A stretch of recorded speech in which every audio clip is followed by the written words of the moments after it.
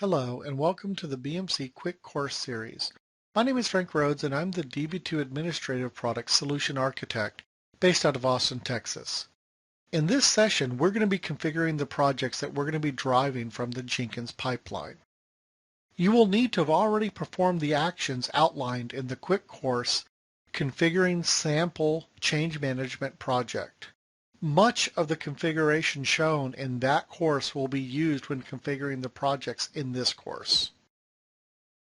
I will start by opening up the sample project that we defined to Jenkins in one of the earlier courses. We will be configuring the two projects that the pipeline will be calling, the Compare project and the Submit-Gen Rollback project. We will start with the Compare project. For examples on how to define the majority of this project, please review the course on configuring the sample change management solution. On subsequent screens, I will point out what we will be doing differently for this project. The Db2 schema change migration will all match what we did in the earlier project. But in this project, we will take advantage of some of the optional capabilities available in the plugin.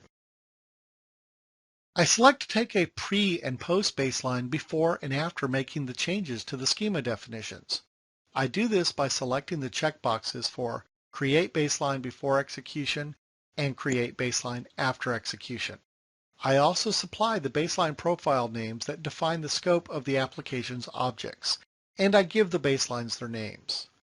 I will then select to perform a rollback compare.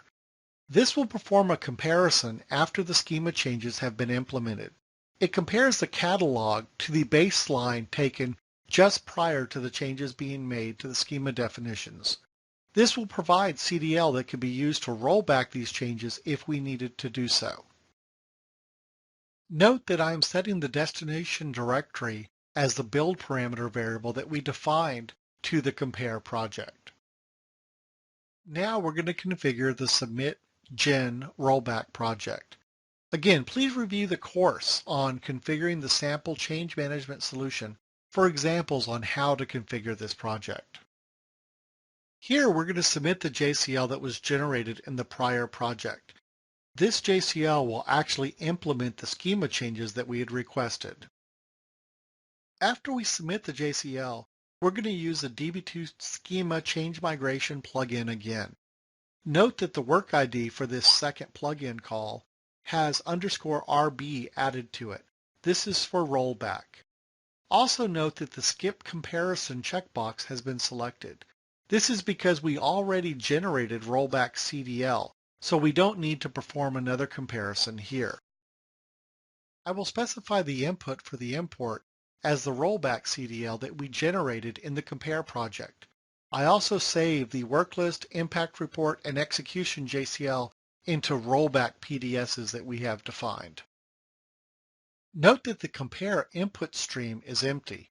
This is because I selected to skip comparison in this particular plugin module. After we generate the rollback JCL, we download the rollback CDL. This CDL will be saved onto the client. We suggest that the rollback CDL be saved away in your source code management repository, along with the source code changes and DDL changes that you're planning to deploy. So now I go ahead and save away the project definition. I would like to thank you for watching this course. Be sure and watch the next course in this series, Building a Pipeline, Part 2. For more information on any of the BMC mainframe products, please visit the URL shown here.